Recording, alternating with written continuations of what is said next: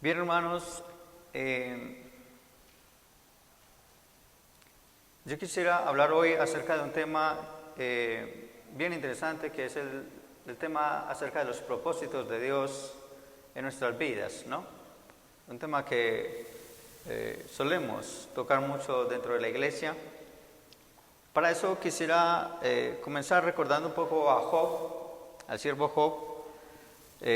Todos conocemos bien la historia de Job, ¿no? Cómo sufrió, cómo Dios permitió que el diablo le quitara sus posesiones, sus hijos, lo enfermara. Pero Job no perdió la fe, ¿verdad? Recordemos, acá dice en el libro de Job, en el capítulo 19, en el verso 25, dice Job, respondiéndole a uno de sus amigos, le dice: yo sé que mi Redentor vive.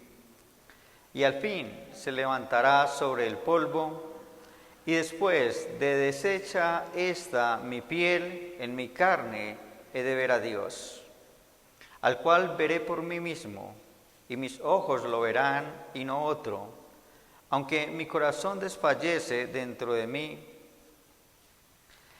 Entonces vemos allí como Job no perdía la esperanza en su Dios.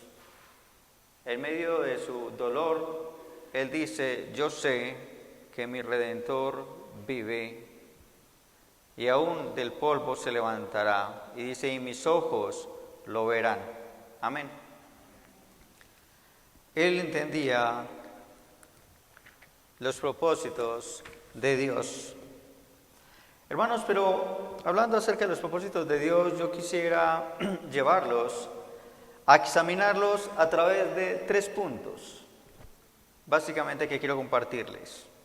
El primer punto para entrar en materia es que Dios tiene realmente un propósito para cada uno de nosotros.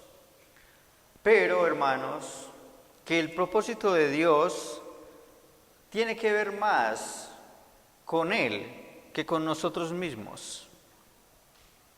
Escúcheme eso, el propósito de Dios tiene que ver más con Él que con nosotros.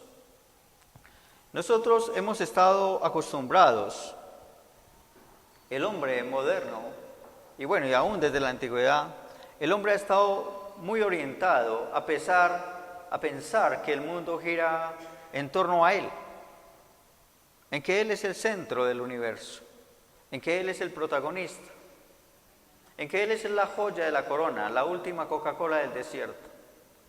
Pero cuando vamos a la Biblia, a la palabra de Dios, no es el hombre el centro es Dios mismo. Y dice en Éxodo, en el capítulo 9, verso 16, si ustedes quieren me acompañan allí. Éxodo capítulo 9, verso 16. Está allí el pueblo en medio de esta pelea con el faraón. Dios está mandando las plagas. Y en este capítulo 9 habla acerca de la plaga de granizo y fuego.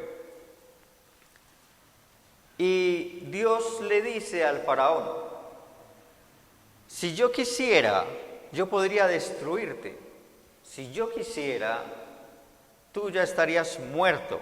Pero le dice en el verso 16: y a la verdad yo te he puesto para mostrar en ti mi poder.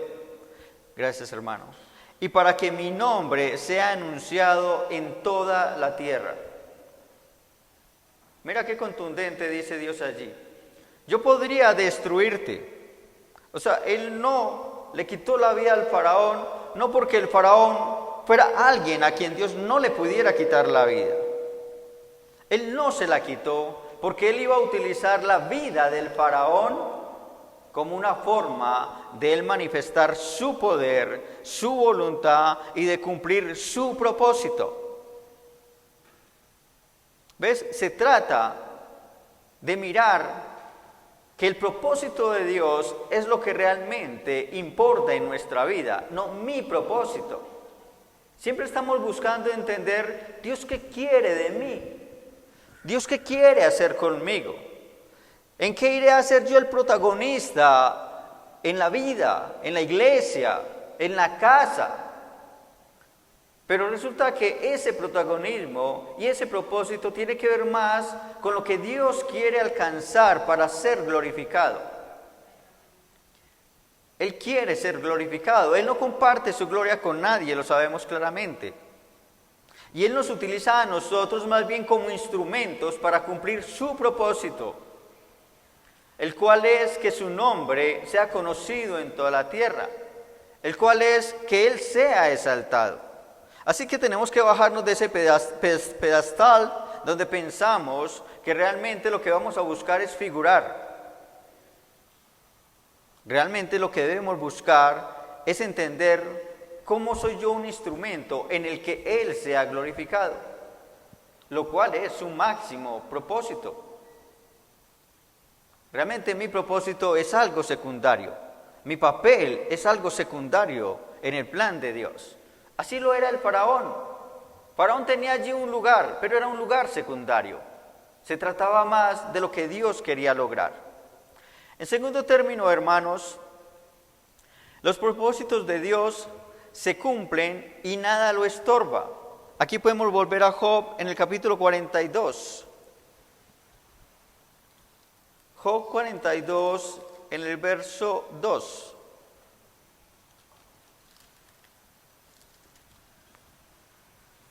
Donde nos dice que Job admite la soberanía de Dios y se humilla. Dice, respondió Job y dijo, yo conozco que todo lo puedes y que no hay pensamiento que se esconda de ti. Otra versión nos dice, yo sé que tú puedes hacer todas las cosas y ningún propósito tuyo puede ser estorbado. Bien, Dios decide cumplir un propósito suyo. Y Job dice, yo sé que esos propósitos yo no los puedo estorbar. Si usted lee el verso 41, desde el capítulo 40, Dios empieza a cuestionar a Job. Le empieza a decir, dime, ¿es tu brazo derecho tan fuerte como el mío? Dime, ¿fuiste tú el que creó los cielos y la tierra? Dime, ¿fuiste tú el que le habla a la naturaleza y ella te responde? Dios lo cuestiona y le dice, soy yo el que hago todo esto, le dice Dios, vez tras vez. Y finalmente Job le responde humildemente y le dice, yo sé que nada puede estorbar a tus propósitos. Yo sé que tú todo lo puedes. Esa es otra cosa, hermanos, que quiero que tengan ahora en mente respecto a los propósitos de Dios. Lo que Él quiera hacer, lo va a hacer. Y ningún hombre le va a estorbar. No le va a estorbar ni el faraón en el Éxodo, ni le va a estorbar Job, un siervo suyo. Piense eso. Ni el incrédulo del faraón le iba a estorbar a sus propósitos, ni el fiel de Job le iba a estorbar a sus propósitos. Lo que Él quiere hacer, hermanos, lo hará. Se hace el líder, el pastor, el de la alabanza, el que ora, el ujier. Nadie, ninguno de nosotros va a estorbar al cumplimiento de los propósitos de Dios. Y enseguida lo veremos con más detalle. Punto 3, hermanos. Todas las situaciones, tiempos, personas, necesidades y aún la abundancia que tengamos, todo esto va alineado al cumplimiento de los propósitos de Dios. Lo que estoy diciendo es que mires tu situación en tu vida familiar o profesional, o en tu educación, en lo que has tenido o en lo que no has tenido. Todo eso, hermanos, en tu vida, en tu familia, tiene que ver con el cumplimiento de los propósitos de Dios. Todo tiene que ver. Es que yo no tengo un peso, eso tiene que ver con los propósitos de Dios en tu vida. Es que yo tengo mucho dinero, eso tiene que ver con los propósitos de Dios en tu vida. Es que yo nací en el Popular 2, eso tiene que ver con los propósitos de Dios en nuestra vida. Cada cosa en nosotros, hermanos, tiene que ver con el cumplimiento de los propósitos de Dios. No se trata de pensar, ¿qué tal si yo hubiera nacido en el poblado? ¿O qué tal si yo hubiera nacido en Italia? ¿O qué tal si yo fuera norteamericano? No, se trata de entender que el lugar donde yo estoy y las circunstancias en las que yo estoy hacen parte de la forma como Dios quiere cumplir sus propósitos para Él ser alabado, y en lo cual yo soy un instrumento útil para cumplir su propósito. Y para esto, hermanos, quiero invitarlos a ir al libro de Romanos en el capítulo 8.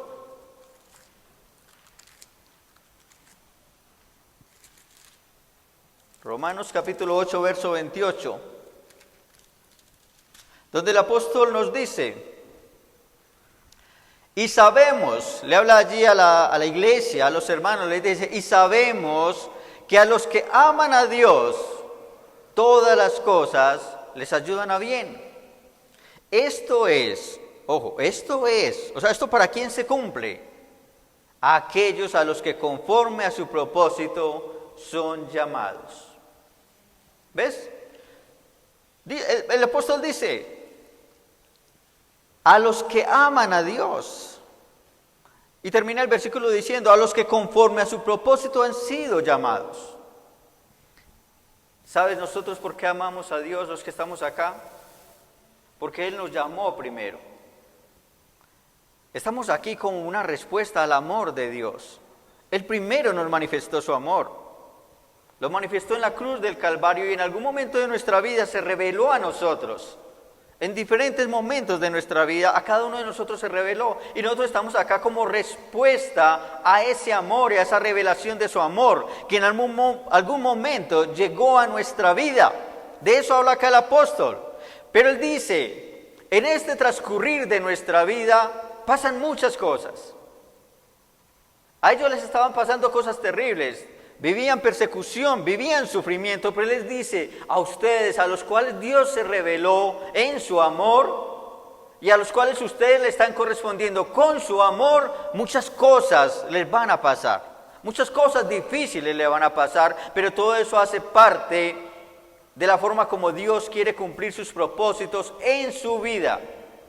No se olviden, esto es una relación que comienza con el amor de Dios y la respuesta de ustedes a su amor, pero en medio de esa relación va a haber sufrimiento como el que están viendo que acosa a la iglesia. Pero les dice el apóstol, todo eso permite que se cumplan los buenos propósitos de Dios. Dice, todas las cosas les van a ayudar a bien. Finalmente todo lo que pase le va a ayudar a bien. Él no está diciendo que van a pasar cosas buenas. Él está hablando de las cosas malas que están pasando. Pero aún esas cosas malas ayudan ¿a qué? A bien para aquellos que han sido llamados. Un momentico, no nos estamos eximiendo del dolor. No nos estamos eximiendo del sufrimiento y de la carencia. No nos estamos eximiendo de no tener trabajo, de tener dificultades en el hogar con nuestros hijos, o con nuestros padres, o con nuestros familiares. Él no nos está eximiendo de ese sufrimiento, nos está diciendo, ese sufrimiento les ayudará a cumplir el propósito de Dios en sus vidas. Finalmente eso se transformará en algo bueno para ustedes. Y eso era lo que Job entendía. Él estaba allí en medio de su miseria, en medio de su enfermedad, en medio de su dolor, cuestionado por sus amigos. Pero él dice, yo sé que mi Redentor vive y algún día le veré. Él no pierde la esperanza. Él entiende que la situación en la que está es temporal. Es temporal. Él no pensó ahí que su Redentor lo dejó tirado. Él no pensó ahí que su Redentor murió. Él no pensó ahí que estaba haciendo algo malo. Él simplemente dijo, esto es algo temporal, esto es duro, es miserable mi vida ahora mismo. Pero esto va a terminar diferente para mí. Guardó la esperanza, mantuvo la esperanza porque confiaba en su Redentor. Esa es nuestra visión, en medio del cumplimiento de los propósitos de Dios. No perder la esperanza, porque todo lo que nos está pasando va a permitir que se cumpla el propósito de Dios en nuestra vida. Andar hoy así todos con máscara permitirá que se cumpla el propósito de Dios en nuestra vida. Ahora, hermanos, quiero que veamos algunas situaciones particulares acerca de cómo se cumplen los propósitos de Dios en nuestra vida. Para eso les quiero mostrar varios pasajes en la Biblia muy rápidamente. Unos pasajes que hablan de unos largos tiempos de espera y otros pasajes que hablan de cortos tiempos de espera. Póngame cuidado allí, cortos tiempos de espera y largos tiempos de espera. Le voy a poner un ejemplo. El joven rico. El joven rico, que lo leemos en Mateo capítulo 19, verso 16 en adelante, habla de un hombre que en aquella época de Jesús era adinerado y ocupaba una posición importante allí en la sociedad de Israel, ¿verdad? Este hombre, todos conocemos la historia, que finalmente él desechó a Jesús por amor a la riqueza, ¿verdad? Pero fíjense, este hombre que dice que era joven, más o menos, póngale usted, no sé, 30, 40 años, toda esa vida, hermanos, 30, 35 años, vivió siendo un hombre rico. O sea, y la gente lo miraba y decía, oye, tan chévere ser como el joven rico. Tiene buen dinero, tiene una casa grande, es reconocido en el pueblo, tiene un cargo importante. Tan bueno ser como el joven rico. ¿No les parece? O sea, vivía bien, no tenía necesidad. Pero a pesar de una vida de lujo y aparentemente piadosa, al final del día fue una persona que se perdió porque no quiso seguir a Jesús. Porque amó más esa riqueza temporal que las riquezas eternas que Jesús le prometió. Pero en paralelo me parece curioso ver, hermanos, que en esa misma época en Israel, ustedes lo leen allí en el libro de Lucas capítulo 8, verso 43, había una mujer que sufría del flujo de sangre. ¿Se acuerdan de la mujer que sufría del flujo de sangre? Hermanos, ¿quién recuerda cuántos años hacía que esta mujer sufría flujo de sangre? ¿Cuántos? 12 años, hermanos, sufriendo flujo de sangre.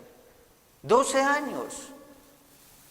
Casi que la mitad de su vida, un tercio de su vida, mucha parte de su vida sufriendo flujo de sangre. Y ya sabemos la humillación que para ella le causaba tener ese flujo de sangre. Y leemos allí en Lucas que esta mujer había gastado todo lo que tenía en médicos y nadie le daba una solución. Esta mujer había ido en muchos médicos y se había gastado todo su dinero al punto de que seguramente ya andaba en la pobreza.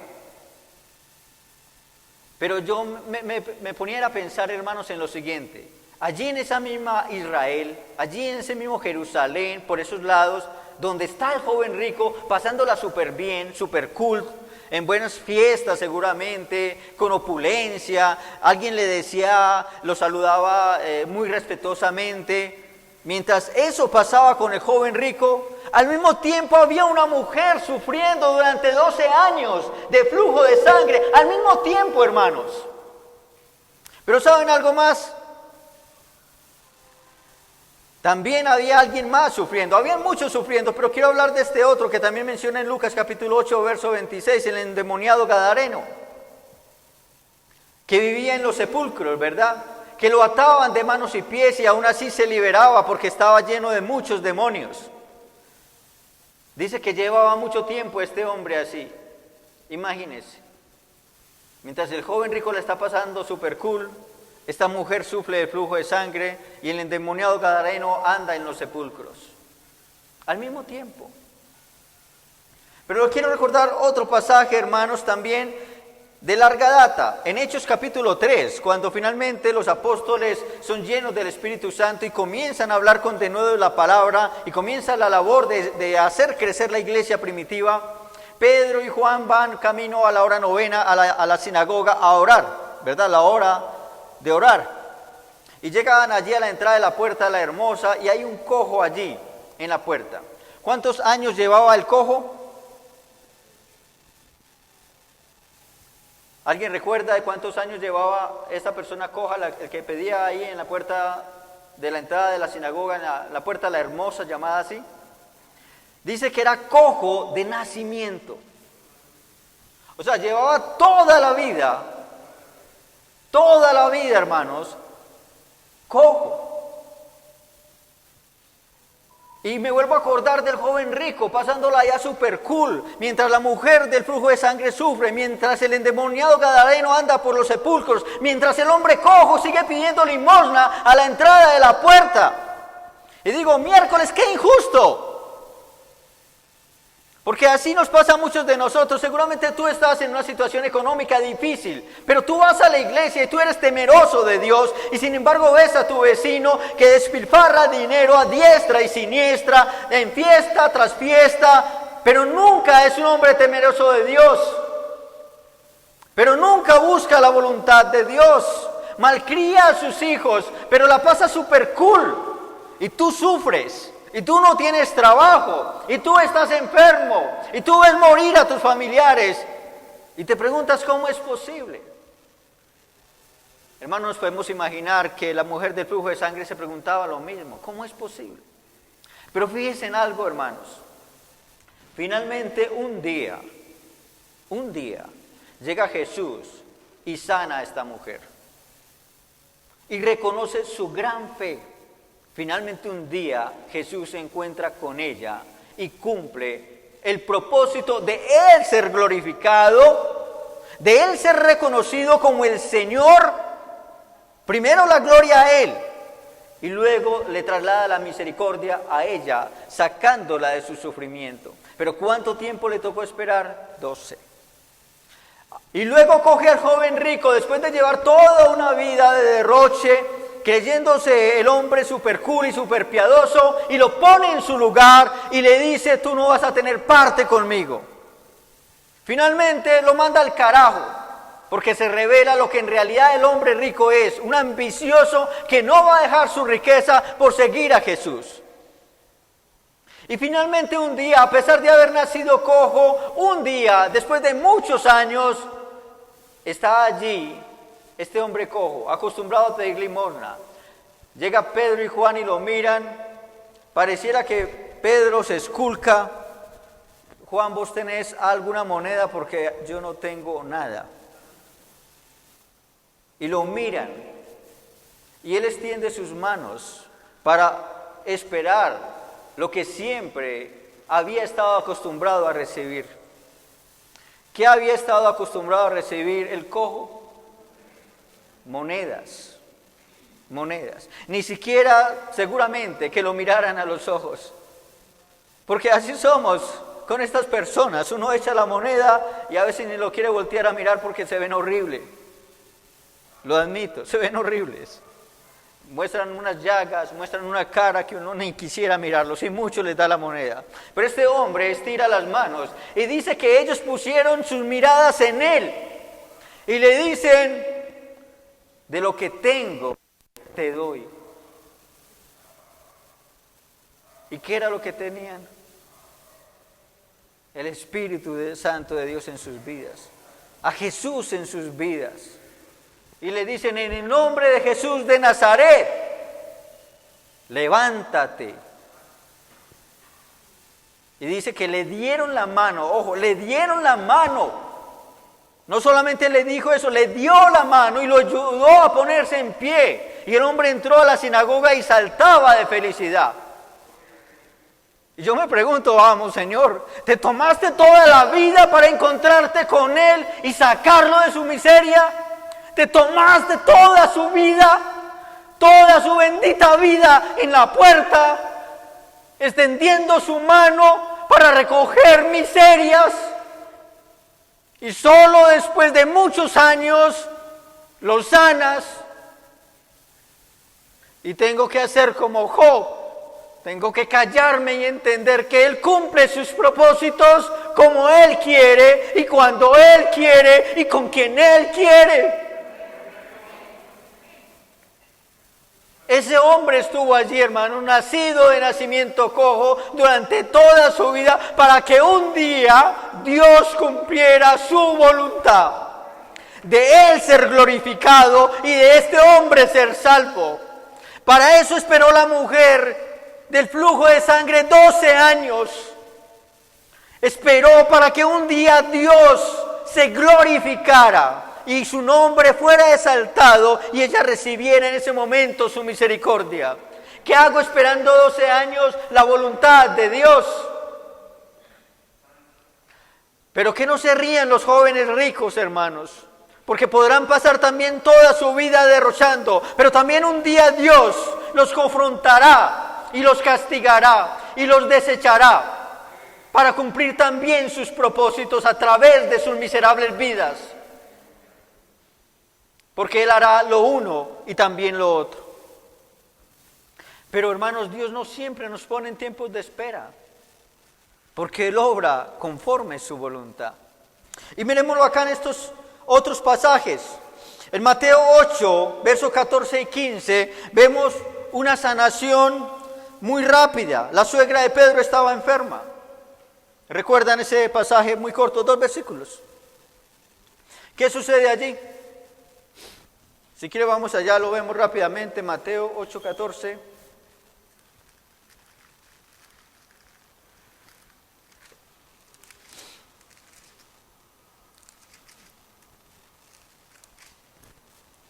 Dice así: vino Jesús a casa de Pedro y vio a la suegra de éste postrada en cama con fiebre. Y tocó su mano y la fiebre la dejó y ella se levantó y le servía.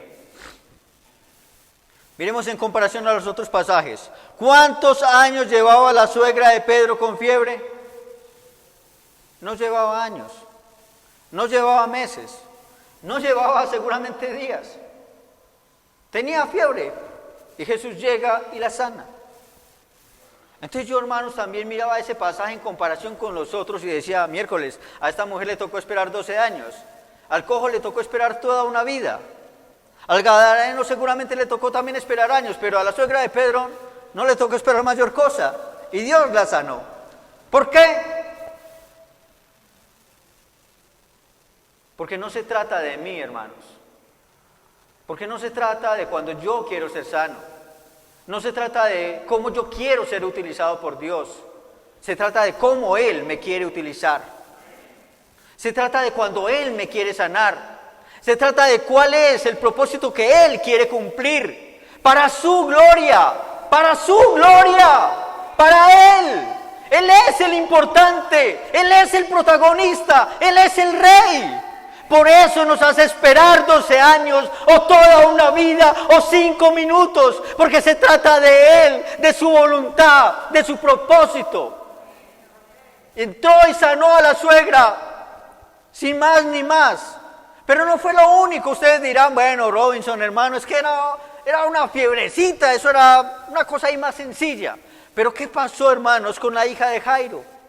También que lo leemos en Lucas 8:41, cuando la mujer del flujo de sangre también fue sana. Acuérdense que él iba a atender a la hija de Jairo y fue interrumpido por la mujer con el flujo de sangre que lo tocó. La hija de Jairo, hermanos, dijo: Señor, muévete porque mi hija está muy enferma y puede morir. O sea, ella se trataba de una situación puntual allí, rápida. Ella no llevaba días como Lázaro muerta. Es más, cuando él fue a buscar a Jesús, ella ni siquiera había muerto, todavía estaba viva. Luego a él le avisan: ya tu hija se murió, ya no molestes al maestro. Pero él la aborda. ¿Por qué razón, hermanos? Porque él decide en su voluntad obrar en ese mismo momento y va y la levanta de su cama cuando ya había muerto. Así Dios cumple sus propósitos, hermanos. Quiero cerrar, hermanos, con ese pasaje. Los propósitos de Dios, hermanos, no se olviden, tienen que ver con Él, no con nosotros. Los propósitos de Dios se cumplen y nadie ni nada los va a estorbar. Y todas las situaciones que nos pasan en nuestra vida tienen que ver con el cumplimiento de sus propósitos. Y cuando se trata de ver los propósitos de Dios, hermanos, puede ser que nos toque esperar toda la vida, o puede ser que no. Pero tenemos que estar agradecidos si Él permite cumplir a través de nuestras vidas, de manera inmediata o en toda una vida, sus propósitos. Vamos a orar. Padre, en esta mañana, Señor, oramos en el nombre de tu Hijo Jesucristo, nuestro Señor y Salvador. Agradecemos, Padre, por tu palabra. Agradecemos por la guía de tu Espíritu Santo, Señor, porque permita, Señor, que la entendamos, que la recibamos, que la meditemos y que la compartamos, Padre Santo. Permite, Señor, que tu misericordia, tu bondad y tu amor estén con nosotros y que a donde vayamos, Señor, los llevemos. Bendigamos a otros, Padre, a nuestro grupo familiar cercano, a nuestros familiares lejanos, a nuestros amigos, a nuestros hermanos, Padre Celestial, para que en todo ello sea tu nombre glorificado, Señor, para que en todo ello, Padre, se cumplan tus buenos propósitos. En el nombre de tu Hijo Jesucristo oramos con toda acción de gracias. Amén.